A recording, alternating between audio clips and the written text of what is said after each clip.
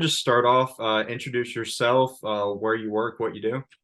Yeah, my name is Mason Burgin, and I'm the director of social media for Front Office Sports.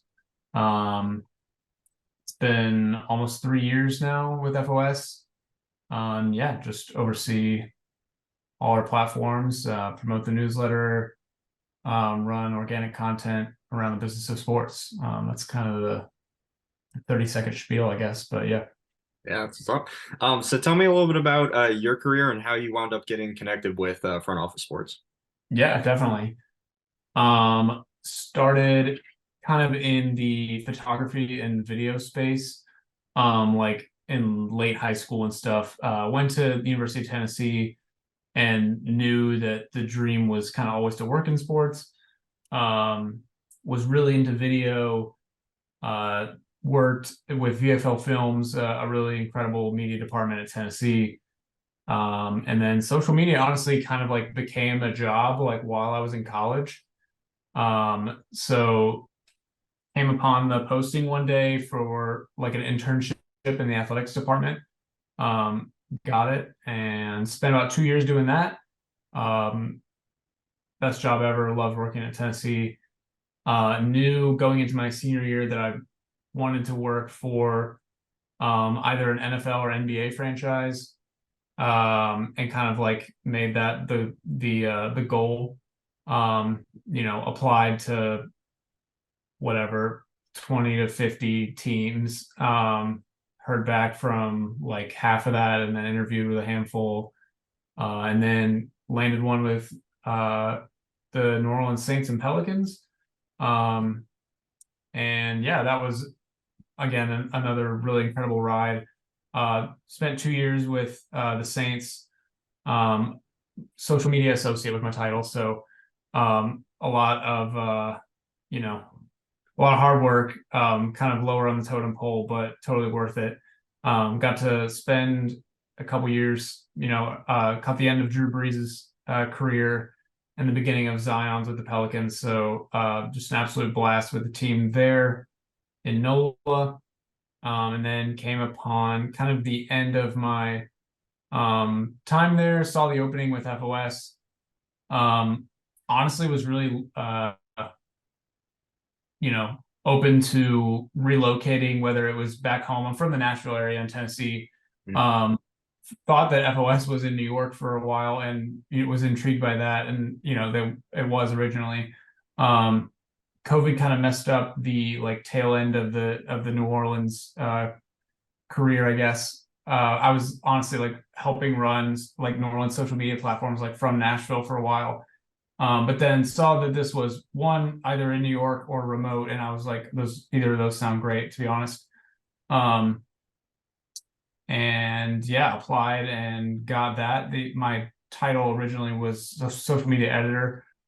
Um, and yeah, have just been here ever since. So have been fully remote for my entire time here.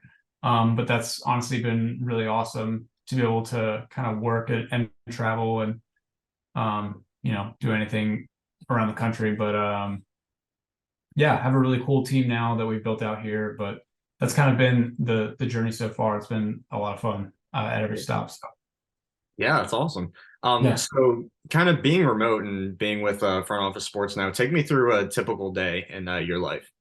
yeah, absolutely. I wake up.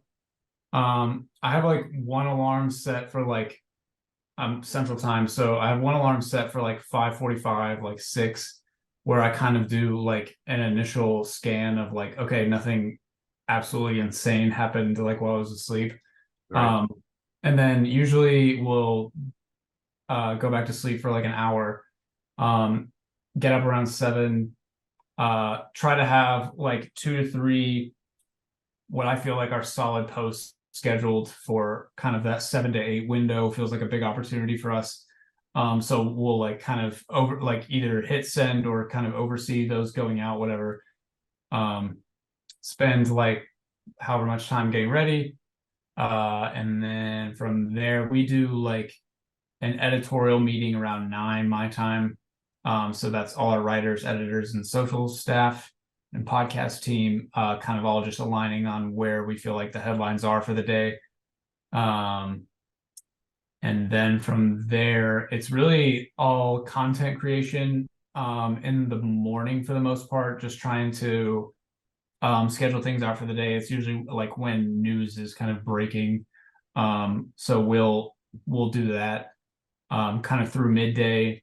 I meet with the social team around noon my time, and we kind of map things out for the next few days, our schedules, the FOS social schedule, things like that. We have a team of three, um, including myself. And then afternoon is a little slower for the most part. Usually meetings, scheduling things out for busier events in the future. This week, it's a lot of stuff around the Las Vegas Grand Prix, Mhm. tentpole events like that. That's a lot of what the afternoons are like. Yeah. And then usually I'm kind of trying to wrap up by 5:30 Central my time, where we'll send, we're trying to send posts all across the platforms every, half hour or whatever, all through the day, and then have everything kind of scheduled out for the evening. So Mhm. usually we'll try and like schedule stuff out through like 8 or 9 p.m. And then I'm kind of like, okay, I'm good to go for the day, whatever. And then kind of wrap up, and we'll check kind of back and, always kind of have an eye on things. That's kind of the nature of the job, but we'll kind of check back in later in the evening and maybe fire off one or two more things as like games, NBA games, NHL games, stuff are going on, whatever. Um, but yeah, that's the general approach. It feels like. So yeah, like I said, nice to be able to kind of do that from anywhere. Occasionally I'm elsewhere or whatever, but always kind of having a pulse of what's going on, I guess. Yeah, no doubt. So tell me a little bit about content selection and like as you're taking in, all the content that's on front office sports. Obviously it's the business of sports. What are those types of things that you see come across the site that you're like, all right, this will make great social content? Yeah, it's a great question. Um, I'm That's like probably my like one of my favorite things about what we do, what FOS does, is that I feel like we have a pretty clear lane of content where I feel like a lot of brands in the sports space and sports media space now are kind of lines are blurry on what they cover, or they just cover everything, and that feels difficult to me, and makes the space really clouded. So I've always really liked that we're able to kind of attach ourselves to, the obviously at the root of it, the business of it. And initially a lot of that was, oh, it has to have a dollar figure in it.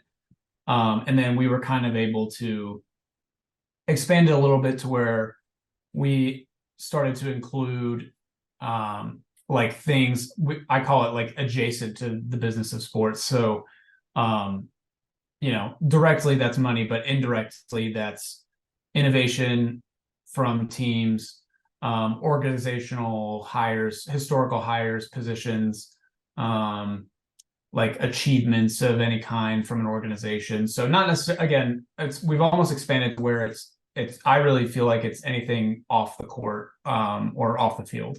Mhm. Um, someone said this last week in a meeting I was in, like that's become like almost everything, to like where it feels like everything is so impacted by stuff going on outside of actual gameplay.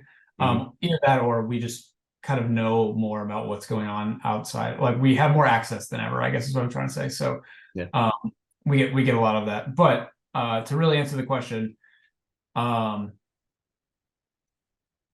always at the root of it, it's always, what are people responding to positively? So, or what's getting engagement. So that's obviously a heavy root of it.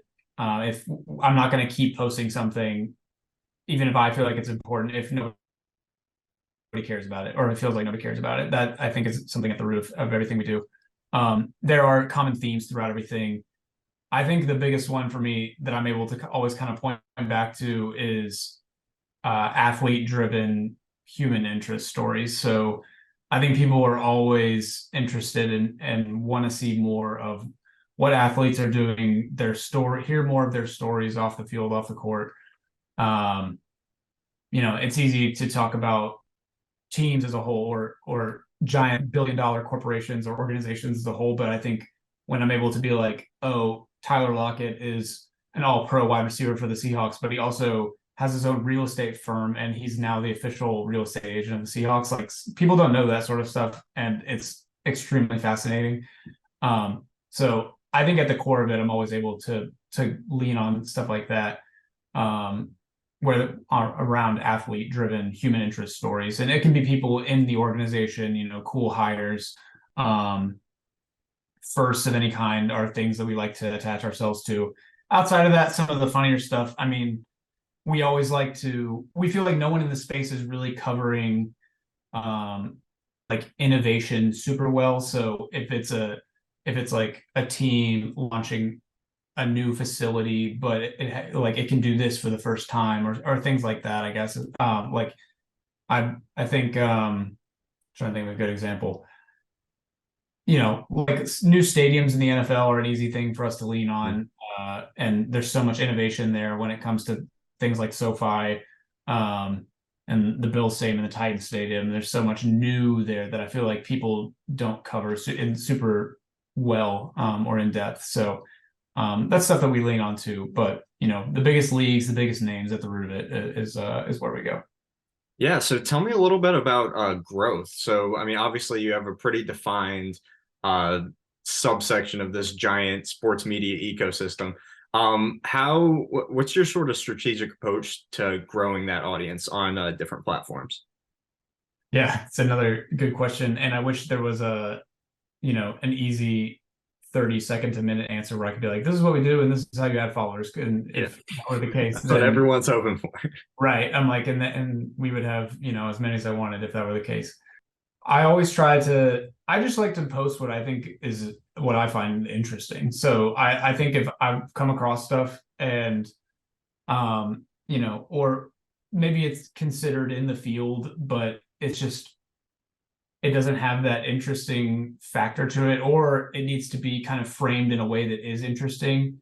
I think that my approach has always kind of been to just build up, a stockpile of interesting content to the point where someone says, okay, I have to see what's next and I have to see it from FOS. So, things are happening in the space, and we want to, that's strictly from a social perspective. We have an incredible editorial staff that is like almost doing that for us. So at this point, I'm able to lean on our writers and I'm able to see, okay, we'll use the Netflix Cup as an example. So like this is tonight, essentially, if people don't know about it, it's from a very businessy perspective, this kind of obscure, like golfers are being paired with Formula One drivers to play golf in Las Vegas. That's kind of at the root of it, what it is.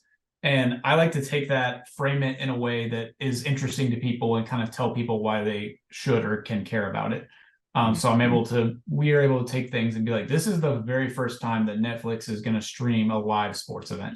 And then at that point, be like, is this the beginning of Netflix buying rights to NBA games or other golf tournaments, things like that, Formula One? So I say that just as an example, but honestly, like just trying to become a place where people are just like, oh my gosh, all of this is really interesting and no one else is covering it well enough. Mhm. Um, I think women's sports are an easy place to point to in terms of lack of coverage. I think that FOS, particularly on Instagram as of late, I'm able to scroll through and be like, okay, these are posts about some of like the most incredible women in sports and no one else is really talking about them. And the posts like do incredibly well. It's like the audience is there, and when you give them the platform, the response is there. So um kind of a roundabout way to get to growth, but I think from a content perspective, it's building up all of that to a point where people don't really have a choice but to follow FOS. So Yeah. yeah, I think that's kind of the approach. Yeah, no doubt. And so when you're getting all this like very unique, awesome content from the site, how do you then kind of convert and determine like, hey, I think this is going to be a good play on, say, a visual platform like Instagram or TikTok versus pushing it on Twitter X? Tell me about that sort of process. Yeah, definitely. A lot of other a lot of other brands in the space will take something and distribute it across every platform. And if it's a big enough story, that's great. People need to know about it everywhere. But we have always really pride ourselves on curating things to each platform and each audience on each platform because they're so different. So like this morning, I posted about Dick Vitale is cancer free. They announced yesterday. Incredible news from them and from ESPN. He's trying to, get back for his 45th season calling men's college basketball games on ESPN, whatever. Mhm. Really cool, but something that it felt like at the root of it is not an insanely strong business story, more of a human interest story, but something that I know a LinkedIn audience or a Facebook audience is going to appreciate maybe more than a Twitter or X audience. So we were able to take something like that, curate it for LinkedIn, where stories there are really rooted in personal success, personal comebacks, cool stories, things like cool stories around people. Um, Take that and put that there. Whereas, Twitter this morning, everyone's updating, oh, ESPN bet launches today. Here's the news around this offensive coordinator was fired, things like that. And sometimes it can feel almost like you're out of the loop if you're posting something that doesn't fit in that cycle. Yeah. So it's a lot of curating to each audience. We'll take things that obviously Instagram is so aesthetically driven. So we're going to take things. Instagram is also much easier to pull evergreen content for Instagram. So if done incorrectly, it can feel like, oh, like companies are just digging up, like, here's this old viral clip again, like recycled, almost for Instagram or TikTok. That is the same way. You see a lot of that. But we really like to, and Jeremy, my coworker, is really, really good at this. We do like to dig back, find old things that maybe people have forgotten about, and almost tell the story in a new way, Mm. or tie it to things that are currently happening. So like people are, for example, our best Instagram post of all time, Lionel Messi signs with Inter Miami in June or July, whatever. Mm. And we had Jeremy go and we found his apartment that he already had in Miami, and we just reposted or recurated a post about his apartment in Miami, just kind of in coordination with the timing of that signing. Mm. And everybody loves it. And it's an apartment that he's had for a while, and the photos have existed. It's all been there, just kind of packaged around this news that happened.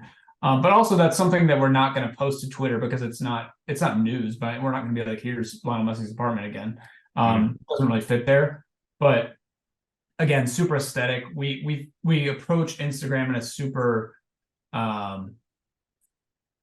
people love the flashiness and like it feels like they want to hear about celebrities and big houses and things like that on Instagram. TikTok is a whole another beast, where people love, we like to use a lot of storytelling on TikTok as kind of the approach there. And yeah, talked about X and LinkedIn a little bit, but generally that's what we think about when we take things. I place a lot of emphasis on like media and assets paired with the story. I can't tell you how many pitches I get for things, and I'm like, all right, do you have a photo of the athlete you're describing or whatever, or the deal, or a graphic or anything? And we don't want to just repost someone's graphic that they made. Mm. But the last example I'll use is like Charles Woodson became the official bourbon of he has his own bourbon. It became the bourbon of the Raiders, and in itself that's cool, but I'm not going to like post a photo of the logo for his bourbon. But Right. there's this incredible photo of Charles Woodson standing in Allegiant Stadium holding his bourbon, and I'm like, amazing. And we're able to kind of package it up, make a graphic out of it, collab with Charles Woodson on the post, and everybody loves it. And it's like, oh my gosh, this is so cool. But we place a ton of emphasis on visuals like that. Yeah. No, I've always appreciated your guys' approach to visuals and graphics. I think they're awesome, honestly. Um, so tell me, platforms obviously have changed a lot. So it used to be, I feel like social used to be very, very friendly on publishers in terms of you put your link out, it's going to drive a ton of traffic. Obviously, especially with X, like that's changed a lot. So tell me a little bit, like from the perspective of running social for a publisher, how you're sort of combating those changes. Yeah, it's truly something you have to adapt to every single day, because you'll wake up and uh, Jeremy and I always joke about that Elon is literally in there flipping switches on and off to just kind of for fun.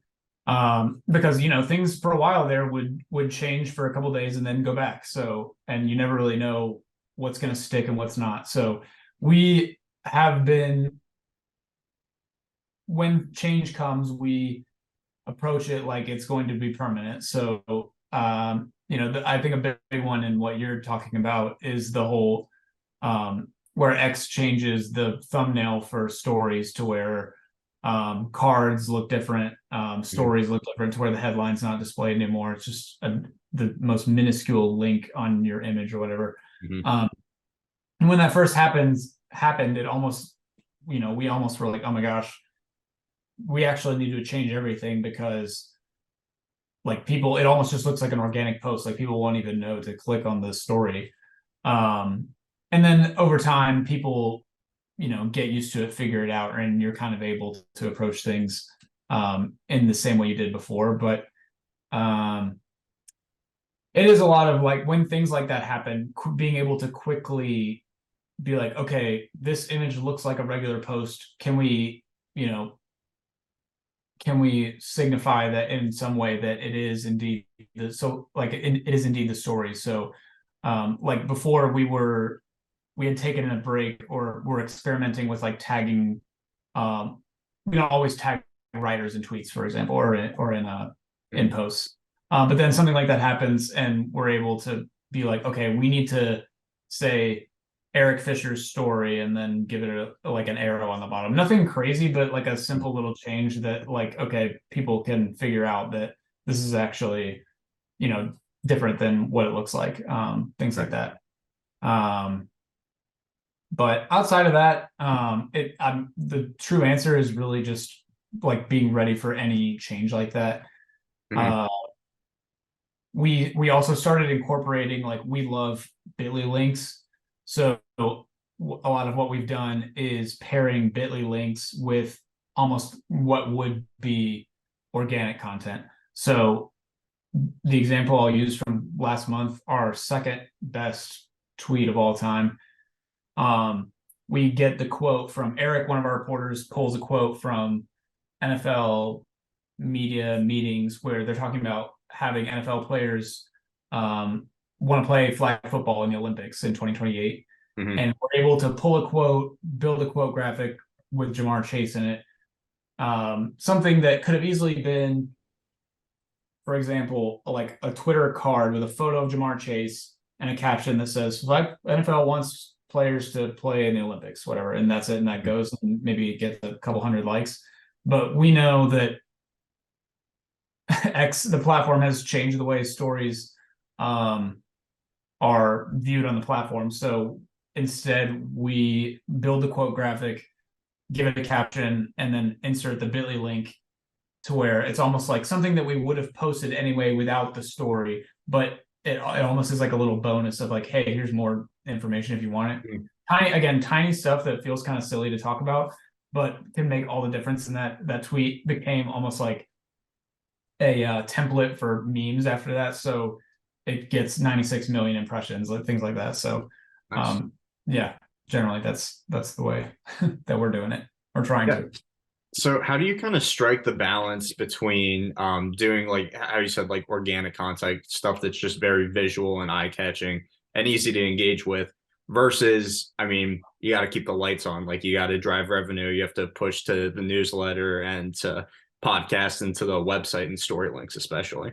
Yeah, it's almost exactly like what I talked about earlier in terms of like stockpiling interesting content, trying to keep people. It's almost like I approach it almost like I'm trying to maintain like a live audience or something. I think about it as like, okay, they just saw this really cool thing. Um, that's great. I'm glad they liked it. And now I need to incorporate, editorial from today, or plug a story that maybe isn't necessarily as appealing, but something that, again, like you said, drives traffic. Truly, like from a getting into the nitty gritty, we almost like try to alternate like editorial content and organic content to where it feels like, okay, really interesting visual around news that happened, and then story about earnings from Adidas or something that maybe necessarily the general audience isn't as interested in, but we've got a story on it and it's worth reading, so we're going to plug it. Mhm. And it truly is trying to maintain, like, all right, I should not be able to get on our platform and see that our timeline is just 10 links in a row, because then it's going to annoy people and people are going to leave. So it truly is almost like, at this point, has become almost 50-50. Mhm. When I first got here, it was not like that. You're trying to build that initial audience, and it was almost like, I remember Jeremy and I, when Jeremy first got here, he and I used to have like an AM. We would call it our AM, our noon, and our PM, and that was like the three stories we would post for the day. And like almost the only ones on Twitter, which is kind of crazy to think about at this point. Mhm. But we were trying to, at that point, just build an audience, and now the audience is established, and we're able to go, all right, really cool organic post. Maybe a more niche story that one of our reporters has written, Mhm. and then alternate back to the organic stuff. So Yeah, no doubt. Um, so kind of overall, how do you kind of measure success in or on social with FOS? Like what metrics are you looking at, and how do you kind of take that, internalize it, and then develop like a kind of growth strategy from it? yeah, we have 3 or 4 like annual goals that the social team is aspiring for. The first being cross-platform followers, so trying to establish the audience across every platform. Um, trying to We're trying to hit 1 million by the end of this year, 1 million cross-platform followers. Um, so that's a big part of it, establishing the audience and knowing that once the audience is there, that we're able to, like I just said, put out the content at that point. So a lot of it is that, I don't think this is one of our annual goals, but we measure a lot of our posts by impressions, or that's something that partners really care about. We're able to go to partners and tell them that last month we did 200 million monthly impressions across social. And internally, that's a lot of what we use to as a barometer for success. So like the flag football one I just mentioned, 96 million impressions. That's insane reach Mhm. for something like that, and something we're able to say, okay, this is something that we can measure up against.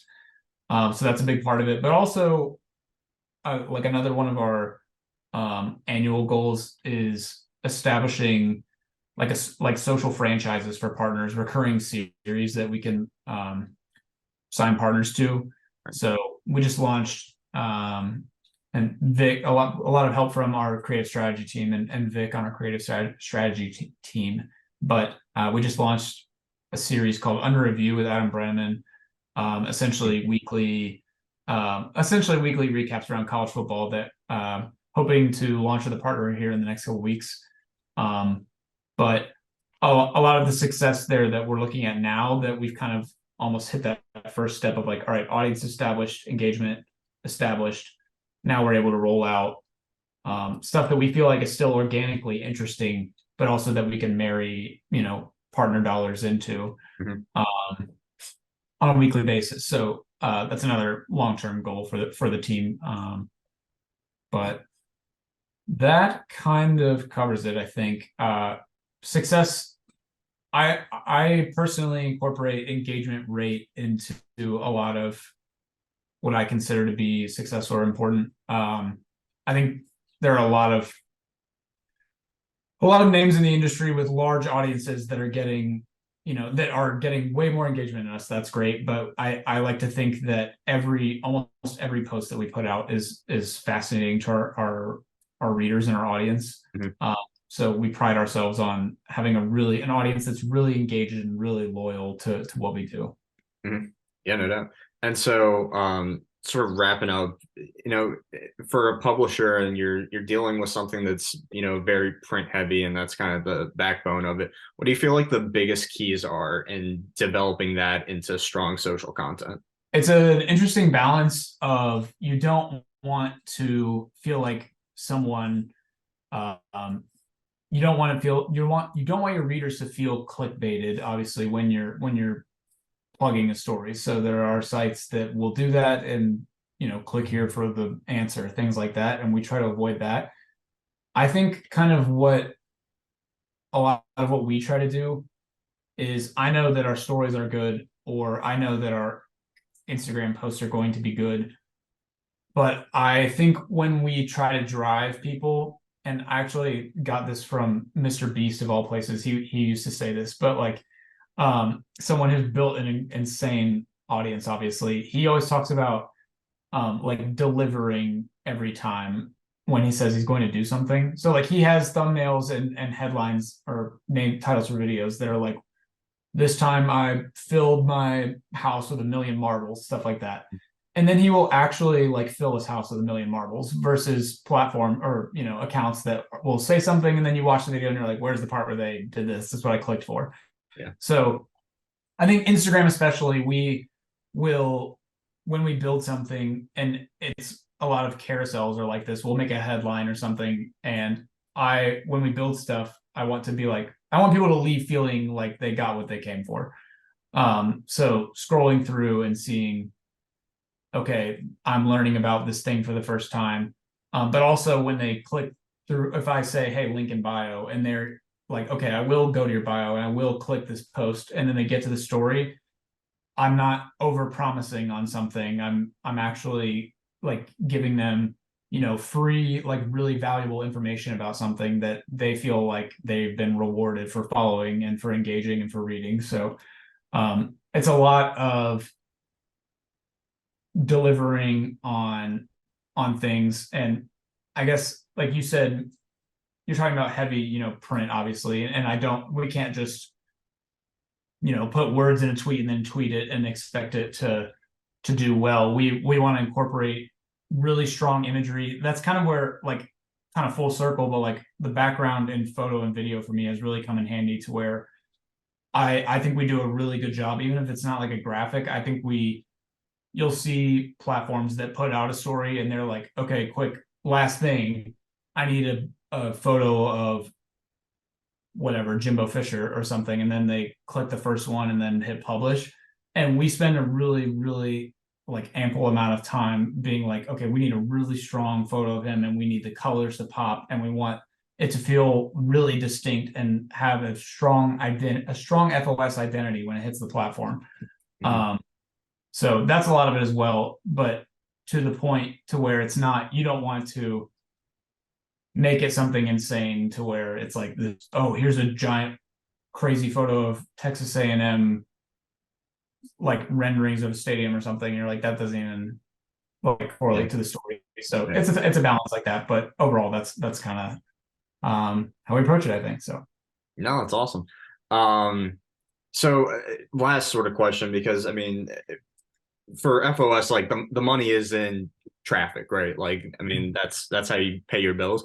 Do you see social as almost like a sort of different approach? Like it's not always about driving traffic, it's more about like building a brand identity. And can you kind of speak to that?